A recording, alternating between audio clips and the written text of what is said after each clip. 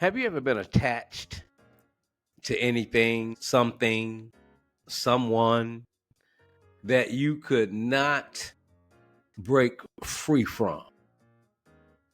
Well, on today's audio podcast, we're talking about emotional attachments, the good, the bad, and the breakthrough.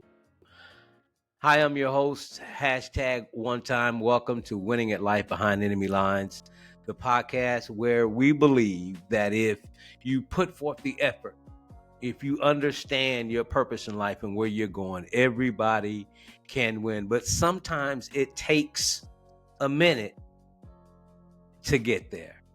In this episode today, we're talking about emotional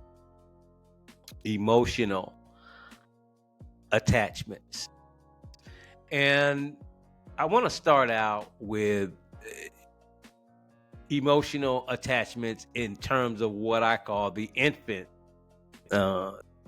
area of emotional attachments. We all know that when we are born, we either will develop an attachment or we'll have some detachment. When you're a young child, you depend on an adult to feed you, to clothe you, to provide shelter for you. And I remember as a child, one nostalgic emotional attachment I have is when I was real young and growing up, relating this attachment to my time in living right now, in the right now. I can hear a song right now that came out in the 60s and the 70s, and I immediately, because of the emotional attachment I can immediately, in my mind, go all the way back to my childhood and almost vividly see where I was, what I was doing, how the family structure was, what we did when we had company, who was always there. I have an emotional attachment to that memory. And, you know, how do you know if your emotional attachments are helping you to grow in life, or are they holding you back? Because throughout life, after we go through our infant stage, after we go through our toddler stage, and after we go through our teenage stage in life, we begin to develop other attachments. And there's attachments. People have emotional attachments to a lot of things. There's the mental emotional attachment. There's the physical, the spiritual, the financial, you name it. But some attachments can be harmful to our growth and to our purpose. So what then, are emotional attachments? The psychology behind it, though, stems all the way to early childhood, our early childhood experiences, our learned behaviors, our survival instincts, and you lump all that together and you can come out with emotional attachments, good or bad. Here's the downside. Emotional attachments can be a source of strength or a huge letdown, a huge disappointment, depending upon how it has influenced us throughout life. When you become an adult and you still have emotional attachments to whatever, I know I had more than an emotional attachment to my job. I had a financial attachment because every 2 weeks when I got paid, I was able to pay my bills. And people have all kinds, they have spiritual, emotional attachments to people, they have physical attachments to people. But here's how you can tell if an emotional attachment, and they say that our emotions are some of the most unstable things about human beings. But here's how you can tell healthy emotional attachments. Here's some signs and some examples. If this emotional attachment that you have encourage independence and personal growth, it's a good one. You can put a check mark beside that. If it supports mutual respect and trust, you can put a check mark beside that one. If it allows you space for a personal and emotional, self-emotional development, you can put a check mark beside that. If it brings stability, security, and emotional support to you, you can put a check mark beside all of those. If you're in a relationship that you don't know whether or not it's just an emotional attachment, get a pen and a piece of paper out and write down the pros and the cons of it.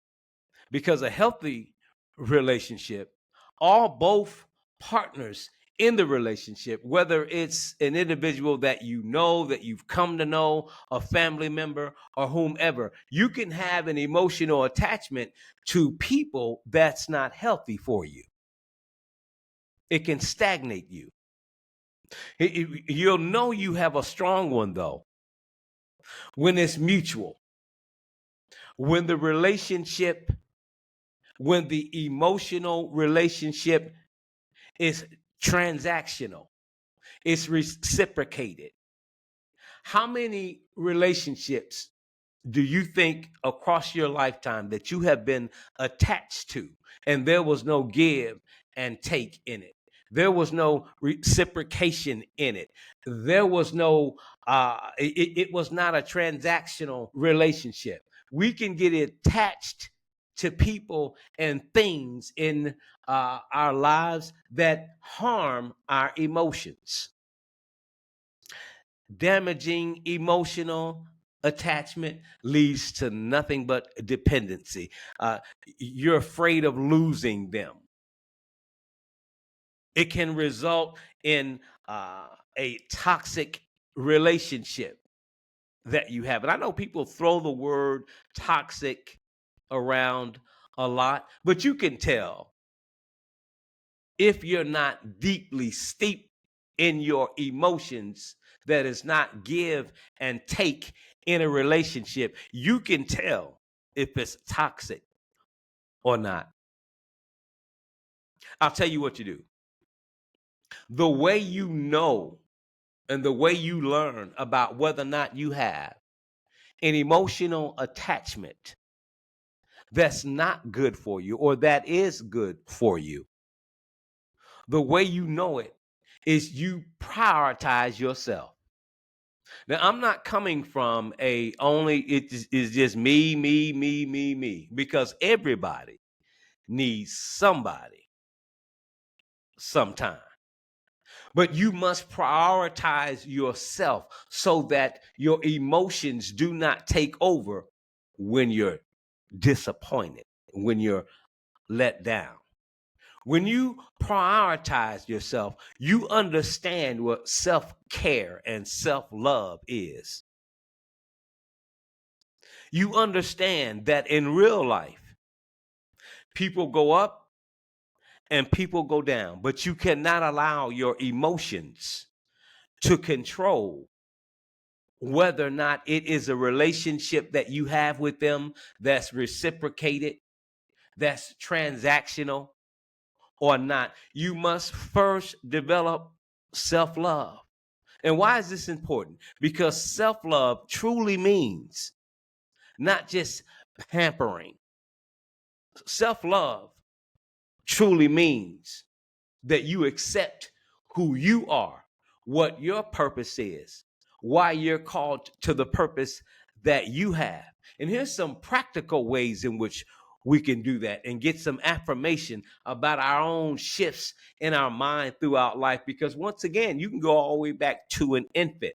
It's in your DNA to be dependent upon a person, an adult, a parent, when you are a child. But when you start to pay your own bills, when you start to live in your own home, when you start to choose the job that you want, choose the relationship that you want, a lot of emotional attachment goes out the window when you put yourself first. I often say the more I love myself, the more love I may have to give someone else. But you've got to do that through prioritizing yourself. You've also got to evaluate where you are emotionally in life. As I say, it took me 60 years to realize that when you have an emotional attachment to someone, a job, your family, whomever, and it's not reciprocated, not from everyone, but you establish relationships. And when you have a well established, a give and take relationship, a respectful relationship with someone, you can't hardly help but have strong, healthy emotional attachment. But we fail oftentimes in life to evaluate our emotional attachments that we have. You got to ask yourself the questions. Does this emotional attachment I have to whatever it is, in this case, I'm talking about an emotional attachment with other human beings. Does this emotional attachment bring me peace or does it bring me stress? Am I growing or shrinking emotionally in this connection? You've got to evaluate where that emotion, where it comes from. Why are you still attached to it? Or why haven't you let it go if it is not reciprocated, if it does not serve your purpose, the purpose of you? And again, you're prioritizing putting yourself first. Do I prioritize my own needs? Or am I always sacrificing my needs for someone else? And I get it. Today we have a lot of individualism. And there's nothing wrong with that. There's nothing wrong with taking care of you first. There's nothing wrong with taking care of your family first. But when you have a relationship that has developed into a healthy emotional attachment, there are expectations that come along with that. But you first have to evaluate why this attachment. Because if it doesn't, if it doesn't work, you've got to let it go. And oftentimes, letting it go requires you to acquire new knowledge in order to overcome what's not serving you in the realm of your purpose. It's important to learn new aspects as you grow. You're not the same as an adult that you are when you're an infant. Every 10 years, normally, we grow. Our mindset evolves. Our circle of individuals that we know evolves. our relationships, how we go into them, how we come out of them, all can create emotional attachment. But acquiring new knowledge about who you are, this is what I talk about all the time when I mention the divine order of what I believe relationships consist of. You got to have a relationship with God. You got to have a relationship with yourself. And if you can have a relationship with your family and the community. But you've got to prioritize yourself. And doing that takes acquiring new information all about yourself. We have a saying in education, all the teachers understand this. When you present a new lesson to students in your class, you check for understanding. What do you already know? And then you move on to what has been your prior experience. So if you have any at all in the area, that's called acquiring new information. As you learn about yourself and you look and you say, hey, I've got a little bit of experience, the student will say, yeah, I can relate to that. It's easier to teach.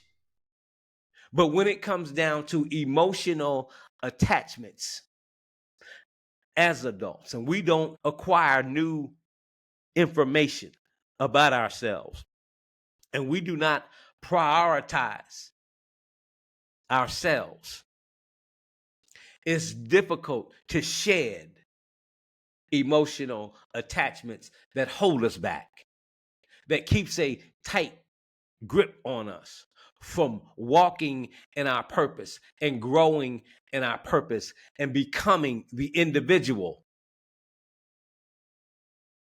that we know that we can be. I recall the scripture saying, for I know, this is what God said, I know the promises, the direction I have for you. I have for you. And if God has prioritized you, why is it so hard for us to prioritize ourselves, love ourselves, because of negative emotional attachments? Do not get it twisted. Acquiring new knowledge, understanding how you evolve from where you were to where you are right now. And emotional attachments, as we say, have the good and the bad. Every life lesson should teach us a lesson. And as I've said, it's taken me 60 years to understand how the family is, what the family is. But I have an emotional attachment. And that emotional attachment is, every time I hear a song that reminds me of my childhood, it reminds me of how my family was. That's an emotional attachment. If you have emotional attachments, evaluate them. Understand where you are with them, why you have them. Do they serve a purpose in your life? Are they connected to your purpose in life? Are they good for you? Are they stressful for you? If not, you've got to decide, either I'm going to grow it or I'm going to walk away from it. Attachments, emotional attachments, should lift you up. They should not limit us. Breaking free from unhealthy attachments and nurturing positive ones takes time and self-awareness. But you've got to prioritize yourself, invest in yourself, love yourself, acquire new knowledge, and develop more self-love so you have more of it to give. You've got to do that. We've got to do that.